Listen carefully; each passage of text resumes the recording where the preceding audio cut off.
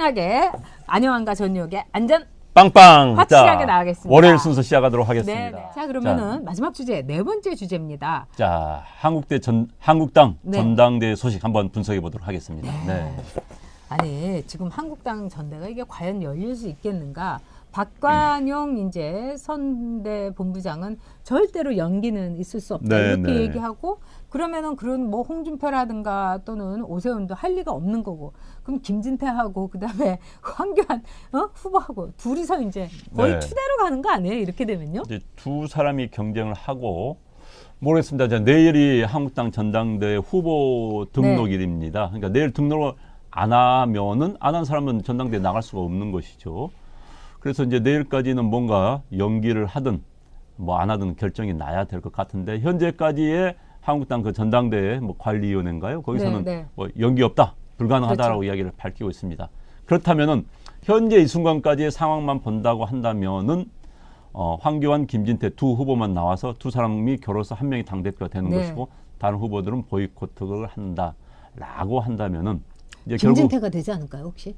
그래서 잘 모르겠습니다. 저는 여기서 뭐 그런 예측을 하지 않겠습니다. 왜냐면은 여기는 지금 뭐 많은 지지하신 분들이 와 계세요. 지지하신 분들이 와 계시기 때문에 저도 이제 언론의 중립성상 네. 그런 이야기는 하지 않도록 하겠습니다. 그런데 이제 저는 우려하는 게 저는 한국당이 잘 되기를 바랍니다. 왜? 한국당이 이뻐서가 아니라 보수에서는 축이 한국당밖에 없기 때문에 그 축이 잘 돼야 되기 때문에 또 현재 좌파 또 진보 정권을 견제하기 위해서 한국당이 잘 되기 때문에 좀 그런 차원에서 잘 되기를 바라는데 이제 이런 식으로 가서 전당대회가 반토막 전당대회가 되면은 그 지도부가 힘을 못 받습니다. 힘을 네. 못 받으면 정통성을 상실하는 거예요. 그다음 계속 힘이 없는 지도부에 야당 역할을 제대로 맡길 수 있겠습니까? 이래서 이제 굉장히 좀 걱정입니다. 솔직히 모든 게 잘 되면 좋겠는데 참 걱정이에요. 네. 아마 엄청나게 흔들어야 되겠죠. 자, 블랙손님께서 10,000원 슈퍼챗으로 후원해 주시면서 제 변호사 비용 보태 주신다고 감사합니다. 네. 저기 아유, 고맙습니다. 저렇게 욕설하고 이런 분은 딱 이렇게 캡처해 갖고 하면은 네. 보통 100만 원에서 200만 원을 저희 받을 수 있다고 합니다. 네. 제가 꼭 그 받아내도록 하겠습니다. 네. 그다음에 하나커블루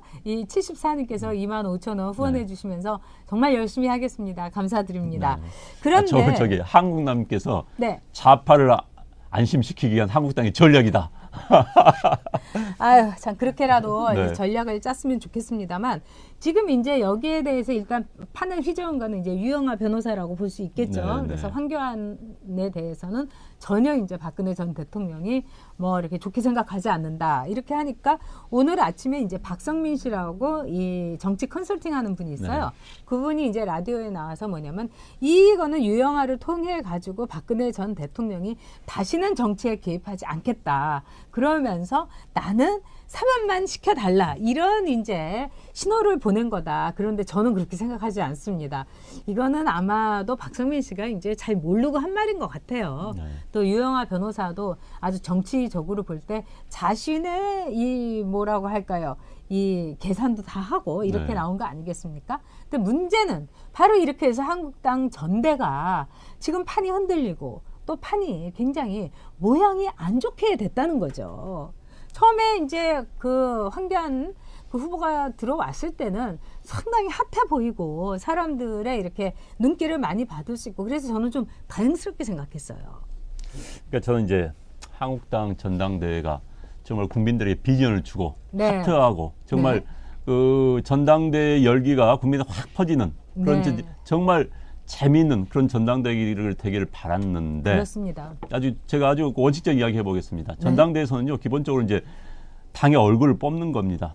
그러면서 이 당이 앞으로 나아갈 수 있는 방향까지 제시가 되는 겁니다. 후보들의 연설을 통해서요. 그런데 현재 한국당 전당대회는 물론 판이 깨지지 않는다 하더라도 현재 후보들끼리 사실 저는 박근혜 대통령에게 의자를 넣어줬는가 안 내줬는가가 한국당 전당대회의 핵심이 되든가 그건 아니라고 봅니다. 전 진짜 박근혜 대통령 짠합니다. 빨리 나왔으면 좋겠습니다. 그런데 지금 뭐 한국당의 전당대 후보들이 그런 차원이 아니라 나는 내가 당대표가 되면은 보수를 어떻게 혁신하겠다. 보수를 어떻게 통합하겠다. 그다음에 야당으로서 어떤 역할을 하겠다. 국가를 이렇게 끌어가겠다라는 비전 제시가 나와야 되는 건데 그런 건 전혀 없이 내가 누구가 친하니 배신이니 아니니 이게 이슈가 되면 한국당의 미래는 없습니다. 한국당이 점프업을 해도 저 권력을 잡고 있는 좌파 진보 정권을 견제하고 또 그것을 넘어서기가 쉽지가 않은데 우리들끼리 싸우고 우리들끼리 누가 친하니 어쩌니 이건 아니거든요. 이건 아닙니다. 저는 사실 한국당이 좀 더 크게 큰 뜻으로 전략적인 사고를 하는 사람들이 한국당을 움직이고 또 그런 방향으로 한국당이 가기를 간절히 소망을 합니다. 네, 그리고 정말 이 세 사람이 다 3인 각색인 것 같아요. 일단 뭐 홍준표 후보 같은 경우는 지금 이제 유튜브를 하면서 말하자면 이제 공중전을 펼치고 있는 거고, 또 오세훈 그 후보 같은 경우는 내가 하여튼 끝까지 이제 한번 해보겠다. 하지만 지금 이런 식으로 이제 227에 그 미북 회담하고 말리면 안 된다 이렇게 얘기하면서 이제 저변을 훑고 있는 것 같아요. 그리고 이제 사람들에게 임팩트가 있는 이제 발언을 이제 계속 내놓고 있고요. 근데 저는 참 황교안 총리였던 이 후보에 대해서 나름 저도 기대를 했어요. 왜냐하면은 이분은 뉴 페이스입니다. 그렇기 때문에 정치권에서는 참 새 얼굴을 좋아해요. 그리고 우리나라 뭐라고 할까, 유권자들은 굉장히 실증을 빨리 냅니다, 여러분. 그래서 나름대로 저분이 지금 어떤 보수에 이거를 좀 풀머지를 해주면 참 좋겠다 이렇게 생각을 했는데, 참 안타깝게도 책상 걸상 여기에 대해서 이분이 내민 그 카드가 뭐냐면은 내가 특검 그거 막았다. 이거는 굉장히 정치적으로 문제가 되는 발언입니다.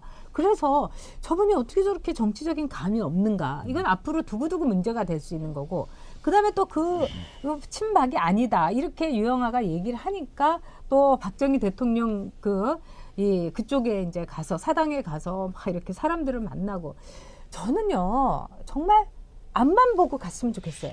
이 국민만 보고 갔으면 좋겠어요. 지금 우리 보수들과 그다음에 정말 이 나라를 걱정하는 대한민국 국민들은 어떤 심정으로 가고 있는지. 근데 황교안 그 후보는 너무 이 상황에 대해서 정치적으로 자신이 관료였고 또 이제 검사였고 이렇기 때문에 이 상황에서 밑에 있는 사람들의 굉장히 구태에, 옛날에 이렇게 했습니다. 그러니까 이제 친박들을 하기 위해서 저기 대구로 내려가셔야 됩니다. 이러면서 아주 구태에 구식에 낡은 그런 수법대로 움직이는 것 같아요.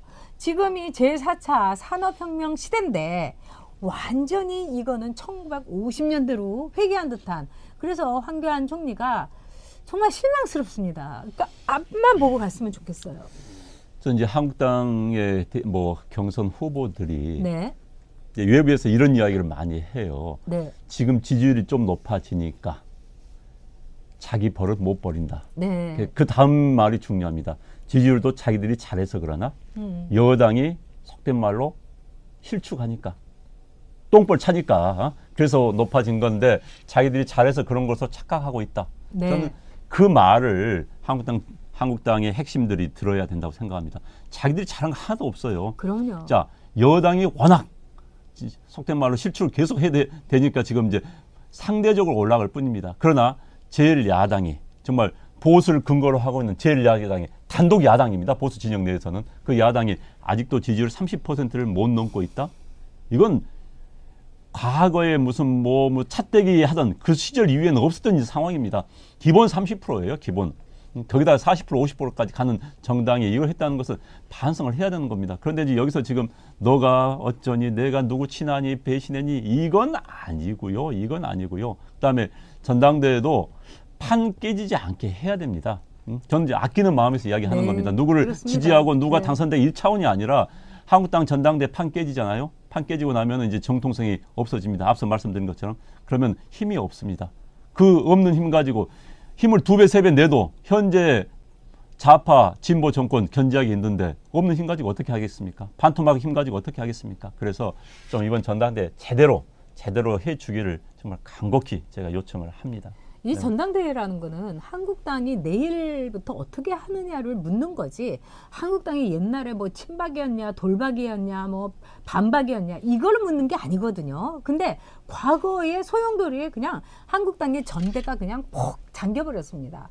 이거는 굉장히 유감스럽고 또 굉장히 잘못하는 일입니다.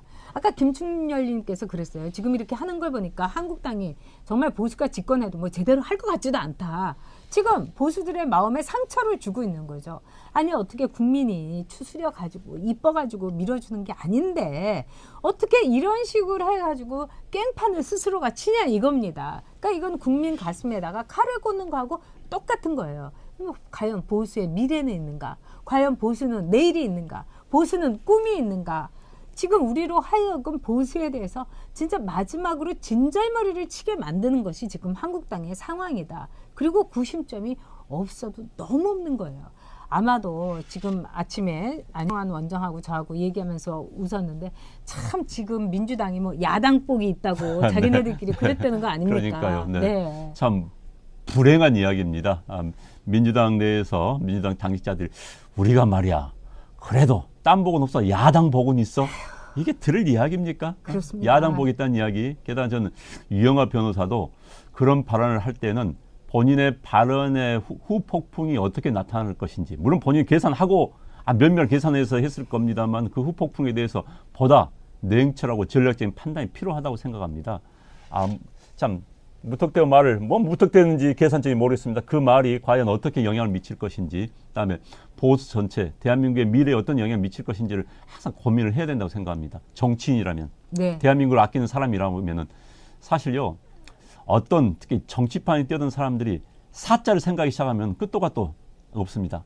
사와 갈등을 할 때 내 개인적 이익과 그다음에 공익이 균형 갈등할 때는 일단 명분을 따라가면 되는 그렇습니다. 거예요. 명분. 그리고 공익이 우선하 당연히 정치라는 사람은 그런 거죠. 그런데 대부분 사자에 그냥 넘어가서 이렇게 하면 나이가 좀 덜 볼까? 이렇게 하면 내 이익이 될까? 이러면 안 되는 겁니다. 그래서 특히 좀 알려진 분들은 그거 정말 조심해야 되고요. 지금 전당대에 나오신 분들이야말로 그야말로 한국당의 미래를 생각하면서 좀 손해를 봐야 되는 겁니다. 그렇습니다. 한국당이 판 깨지면요. 저런 걸로 전락합니다. 정말 한국당 이번에 전당대 판 깨지고 이제 엉망진창 되잖아요.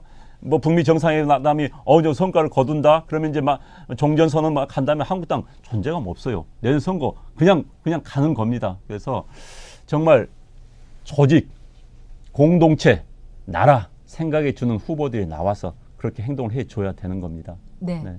자스민 정님께서 슈퍼챗으로 12,000원 네. 후원해 주셨습니다. 깊이 감사드립니다. 네. 가장 중요한 것은 여러분 정치인은 소통입니다. 그리고 정치인은 직접 말해야 되고 또 정치인들은 국민을 상대로 해야 되는 겁니다.